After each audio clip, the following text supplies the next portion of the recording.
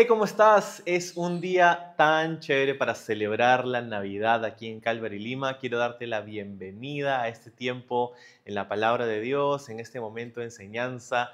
A través de este video, quiero contarte que estamos celebrando la Navidad del día de hoy considerando una frase que de repente has escuchado, una frase que es popular en esta época navideña, ¿no?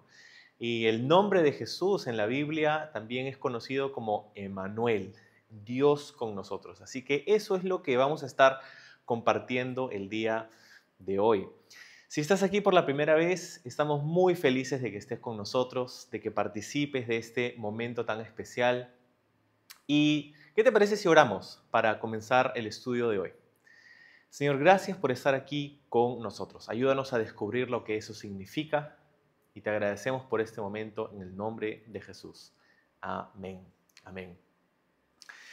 Creo que todos podemos reconocer o recordar la escena de la Navidad, la escena clásica, ¿no? De repente algo como lo que estás viendo en este momento, ¿no? Un árbol, luces, tarjetas bonitas, velas, sonrisa, familia, comida, en fin, todos tenemos diferentes tradiciones alrededor de la Navidad.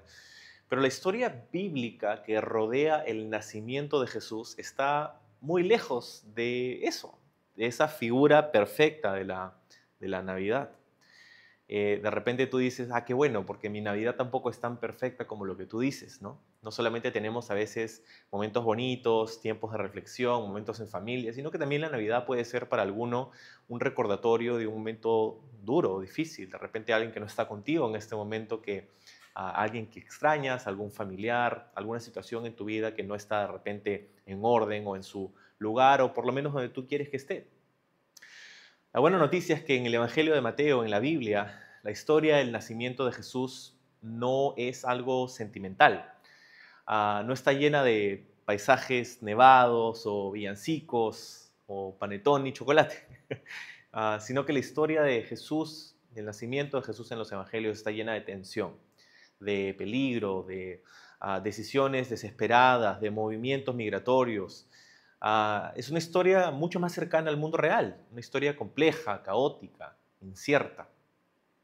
¿Y por qué es que los evangelios nos cuentan la historia de la Navidad de esta manera? Creo que es porque, bueno, primero, así pasó, y segundo, es porque Dios nos muestra que Él no ha venido a un mundo ideal o perfecto, sino que ha venido a un mundo real, al mundo que está lleno de conflicto, de temor, de dolor. Y entonces creo que hoy día podemos descansar en esta verdad, que es que Dios con nosotros significa que Dios está en medio de lo que estamos viviendo ahora. Piensa en eso por un momento. Dios está en medio de esta temporada de tu vida. Claro, todas las temporadas de tu vida. Pero en este momento, ¿no? Lo que significa que Dios ha venido a este mundo real. Pensemos un poco en la historia del nacimiento de Jesús. En el Evangelio de Mateo encontramos una serie de eventos que nos cuenta el evangelista sobre cómo es que vino Jesús al mundo, ¿no? Pensemos en María, en José, ¿no? En estos momentos en su vida, María era prácticamente una adolescente judía que quedó embarazada y que había escándalo alrededor de su embarazo. Ella era una mujer que no se había casado, dice la Biblia, era una mujer virgen, una joven. Eh, José, cuando se entera, el prometido, ¿no?, de María, se entera de todo esto, está a punto de romper ese compromiso hasta que Dios le dio un sueño que lo cambió todo. Pero después de eso hay un censo, ¿no? Ellos ya están comprometidos para casarse. Imagínate los preparativos de la boda. Algunos de ustedes ya están en esta misma etapa, en este momento. Y de pronto hay un censo que hace que tú tengas que viajar a unos 130 kilómetros en pleno embarazo, ¿no? Un viaje largo, difícil, para llegar a tu ciudad natal, para poder ser censado en ese lugar. Era una obligación. Bueno, en ese viaje, en pleno embarazo, básicamente se quedan estancados ahí. Llega María a dar a luz lejos de su familia, sin apoyo, sin ninguna comodidad. a tal punto que pone a Jesús en un pesebre, dice la Biblia, ¿no? Un pesebre para nosotros suena navideño, suena bonito, pero un pesebre es literalmente el lugar donde comen los animales de un establo. Es donde se pone la comida de los caballos, de los animales de carga.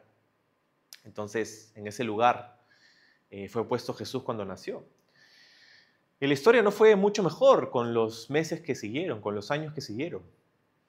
La Biblia nos cuenta acerca de visitantes que llegaron a ver a Jesús, ¿no? Por un momento de adoración celestial, donde nace Jesús, hay una estrella, hay ángeles cantando los loores de Dios y hay pastores que llegan a ver a Jesús, a adorar a Jesús ahí en ese momento de su nacimiento, pastores del campo. Te puedes imaginar a María diciendo, está bien, no se acerquen, lávense las manos, por favor. ¿No? Es un momento de mucha tensión también. Más adelante vienen estos reyes magos, ¿no? Los reyes del Oriente también, un tiempo después, a visitar a Jesús, a ofrecerle estos regalos que significan mucho, ¿no? Que dicho sea de paso, la Biblia no nos dice que eran 3 reyes magos, ni mucho menos sus nombres. Era probablemente una delegación bastante grande que llegó un tiempo después, un año y algo más, de repente después de que Jesús había nacido. Entonces, imagínate, ¿no? Tienes todo esto y tienes a Jesús ahora, y está Jesús aquí, ¿no? Y este bebé que llora, que come, que duerme, que ensucia pañales, todos los que somos papás o mamás sabemos perfectamente qué significa eso, ¿no? Esas tensiones que se van elevando, esas cosas que van pasando en la familia, ¿no? El cuidado de un bebé, las pocas horas de sueño, en fin. Una tarea, como dijo nuestra pediatra hace muchos años, nos dijo a nosotros, es una etapa hermosamente caótica. Y así ciertamente lo era, ¿no? Y lo es. Pero como te dije, las cosas no iban para bien, o sea, no iban mejorando, sino que en esa época había un rey violento que se llamaba Herodes, que se entera, gracias a los magos del Oriente, que había un hombre o había una persona que había nacido, el nuevo rey. Entonces los reyes magos llegan donde Herodes y le dicen, Señor, ¿dónde está el rey? Y a esta persona, te puedes imaginar ir al presidente y decirle, Señor, ¿dónde está el presidente? ¿No? Entonces Herodes envía soldados a matar bebés, a matar a esos bebés que él pensaba, entre ellos estaba ese rey que le habían dicho estas personas, estos sabios del Oriente, ¿no? ¿Qué pasa? Que la familia entera huye, ¿no? José, María, Jesús huyen esa misma noche a emprender un viaje de como 300 kilómetros hasta Egipto, el lugar donde estaban huyendo en este espacio como refugiados, un viaje largo a través del desierto. Y bueno, te imaginas lo que pasó, ¿no? Que finalmente los ejércitos de Herodes llegan, que han estado merodeando, buscándolos, y en medio de esa huida, ¿no? Han llegado a la ciudad de Belén y han matado a esos bebés. Algunos han hecho los cálculos según la población de Belén de esos años y más o menos la proyección de eso, de cuántos bebés podrían haber habido en ese tiempo en la historia. Y hay algunos que han concluido que probablemente entre 25 a 50 bebés fueron asesinados esa noche.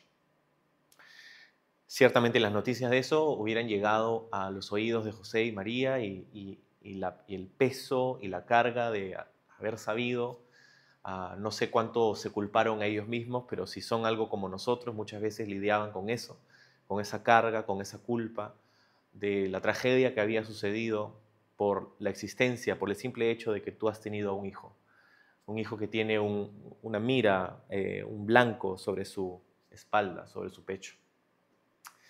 Pasan años viviendo ellos como inmigrantes, lejos de su pueblo, en Egipto. Después, cuando regresan, unos años después, se encuentran que el hijo de ese Herodes estaba gobernando aún con violencia y en vez de quedarse en Galilea, en Nazaret, van nuevamente, o en Belén, perdón, van hacia Nazaret. Nazaret, una ciudad pequeña, insignificante, básicamente están tratando de entrar por la puerta pequeña, ¿no? Para no hacer escándalo, para pasar desapercibidos. Llegan a uno de los pueblos más insignificantes de esa época, ¿no? Que estaban llenos de rumores sobre el origen de Jesús también. Entonces, te imaginas llegar a un vecindario donde todo el mundo está hablando acerca de ti, sobre todo el mundo tiene una historia, una narrativa, los rumores, los chismes, ¿no? Ah, y eso probablemente hasta aquí estamos hablando de los primeros 3 años de vida de Jesús, los primeros 3 años de esta historia. Están llenos de crisis. Un momento difícil sobre otro, un trauma sobre otro. Nada de esto hasta aquí que te he contado, que la Biblia nos cuenta, cabe en una tarjeta navideña, ¿no? La muerte de 50 bebés, la persecución, la huida, el encontrarse como refugiados, es dar a luz a tu hijo en un lugar lejos de familia. O sea, imagínate, ¿no? Pero, si bien es cierto, esta historia no cabe dentro de una tarjeta navideña, sí cabe perfectamente dentro de la realidad humana, dentro de la realidad, de la vida real, de lo que tú y yo pasamos muchas veces a través de esta vida. En nuestro sufrimiento muchas veces nos preguntamos, ¿dónde está Dios? ¿Por qué me está pasando todo esto? ¿Por qué mi vida se salió de control? Seguramente María y José hicieron en repetidas ocasiones estas mismas oraciones. Ellos seguramente también oraron de esta manera. Una de las cosas que tenemos que saber o recordar en esta temporada navideña mientras nos preparamos para todas estas celebraciones que hacemos ahora por tradición, es que Dios no disfraza el dolor. Si hay algo que nos cuenta esta historia navideña es que no necesitas una vida perfecta para encontrarte con Dios. Que Jesús nació dentro del caos para mostrarnos que el caos no lo detiene. El caos no para la mano de Dios, el obrar de Dios, la voluntad de Dios. Entonces Dios está presente. Es interesante porque este concepto de Dios con nosotros viene de un par de versículos. En el Nuevo Testamento dice en Mateo 1, 22 y 23, dice, todo esto sucedió para que se cumpliera el mensaje del Señor a través de su profeta. Miren, dice, la Virgen concebirá un niño, dará a luz a un hijo y lo llamarán Emanuel, que significa Dios con nosotros. Dios con nosotros. Y es que el proyecto de Dios, el plan de Dios, siempre ha sido habitar con su pueblo, estar con su pueblo. Incluso cuando su pueblo está quebrantado, está roto, está sufriendo, está confundido. Mateo nos muestra que Jesús encarna la presencia divina en medio de su pueblo. ¿Te puedes imaginar? Antes los judíos tenían que ir al templo, a un edificio, a un lugar físico para tener comunión con Dios a través de los sacrificios. Pero ahora no es un templo, sino es una persona, es un cuerpo. Es Jesús, que no ha abandonado a su pueblo, aún en los momentos más oscuros, incluso política, económicamente oscuros. Emmanuel es mucho más que un nombre, es mucho más que un título. Es la declaración de la misión de Dios. La misión en la que Dios quiere habitar contigo, habitar con su pueblo. La presencia de Dios revelándose en la fragilidad humana. Entonces Dios está con nosotros, decimos, ¿no? Dios con nosotros, Emmanuel. ¿Qué pasa con José, por ejemplo, en esta historia? Una persona que no entiende lo que pasa, pero obedece la revelación de Dios. Tenemos a María, que no controla el futuro, que quisiera tener más control sobre sus situaciones, pero confía en la palabra de Dios. José y María no tienen una fe perfecta, pero es una fe sincera. Y ¿sabes? Creo que la Navidad es para todos aquellos que, así como ellos, no lo tienen todo resuelto. No tenemos todo resuelto. Para aquellos que oran sin ver respuestas, para aquellos que dan pasos pequeños, con temor, pero reales, significativos. Dios está con nosotros. Dios está en medio de nuestro miedo también, ¿no? Donde tienes a un Herodes que persigue, que mata con violencia. Tienes a José y María que huyen, que corren por años. Tienes a un Jesús que apenas puede caminar, pero ya está completamente envuelto en un mundo violento. Y nos recuerda esta idea de que Dios está con nosotros incluso en los momentos en donde tenemos temor, donde tenemos miedo, donde estamos confundidos por las situaciones que vivimos. Dios está con nosotros. Y está con nosotros redimiendo nuestra historia también, usando justamente estos momentos difíciles en nuestras vidas para que nosotros nos encontremos con Él. ¿Sabes que en esta historia del nacimiento de Jesús que encontramos en Mateo, en Lucas, en estos evangelios del Nuevo Testamento, hay tres movimientos, que es muy curioso. Lo que hace Mateo, por ejemplo, es que cita tres movimientos de la historia del nacimiento de Jesús y los entrelaza, los vincula a algunos versículos del Antiguo Testamento. Y es porque nos quiere mostrar que nada está fuera del plan de Dios, ¿verdad? Estos tres movimientos son básicamente los siguientes. Número uno, que Jesús es mostrado como aquel que revive la historia de Israel. Hay una parte donde dice que el hecho de que Jesús fuera a Egipto, dice, cumple una profecía, dice, de Egipto llamé a mi hijo, ¿no? Y cuando pensamos en eso, habla de la historia del Éxodo, de la nación de Israel saliendo de Egipto, donde eran esclavos.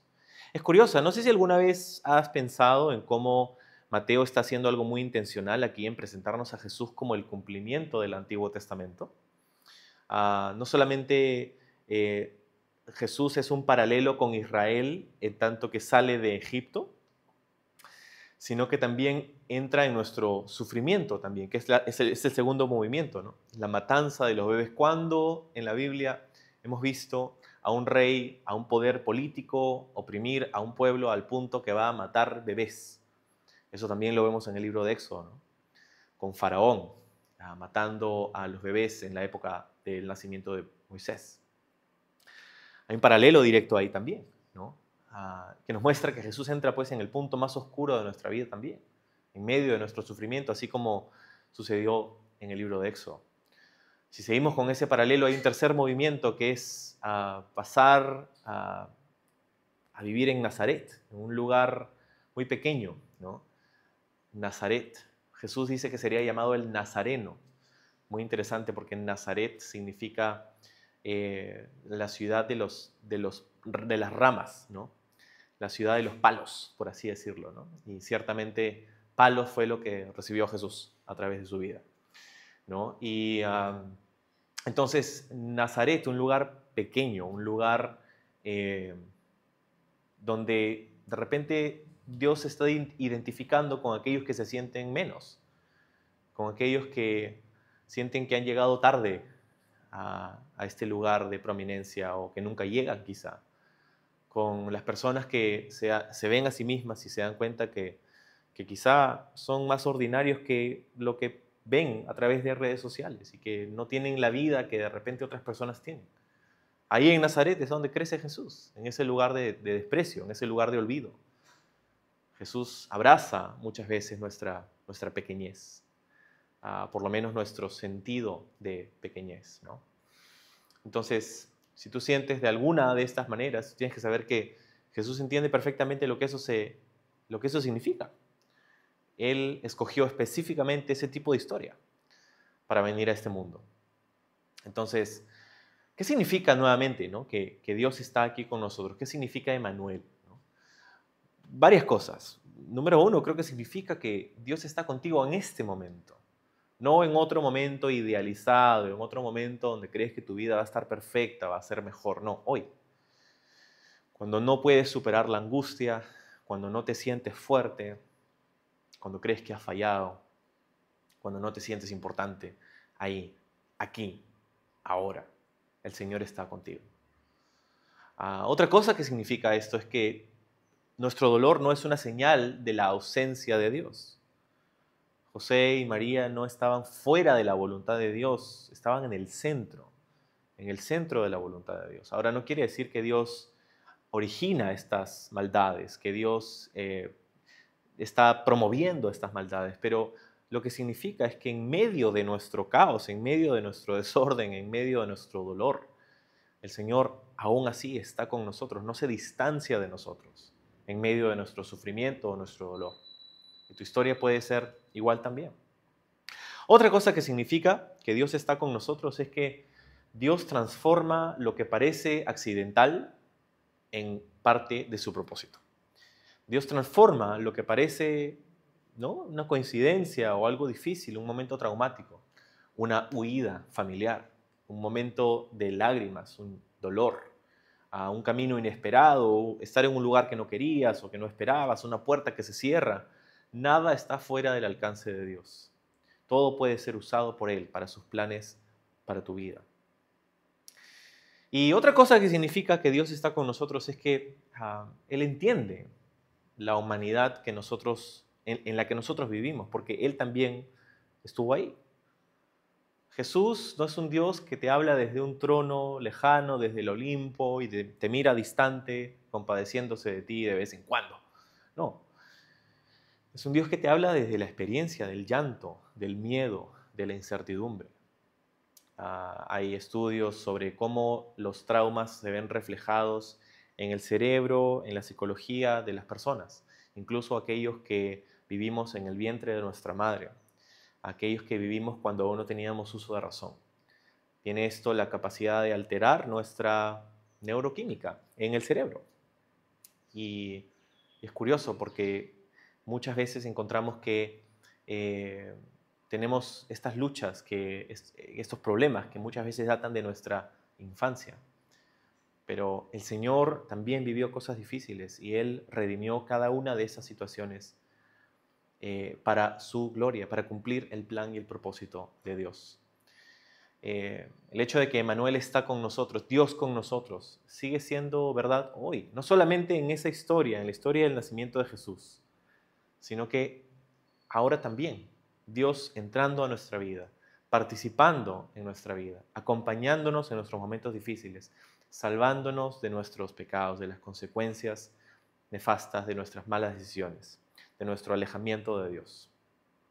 Cuando tú te preguntes, ¿dónde está Dios en todo esto? ¿Por qué mi vida se ve así? ¿Por qué todo se ha complicado?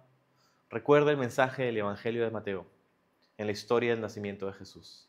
Que la presencia del dolor no es ausencia de la presencia de Dios. Que Dios muchas veces no va a evitar nuestro dolor, pero lo que significa también es que hay una garantía de que el dolor no tendrá la última palabra, no tendrá la palabra final.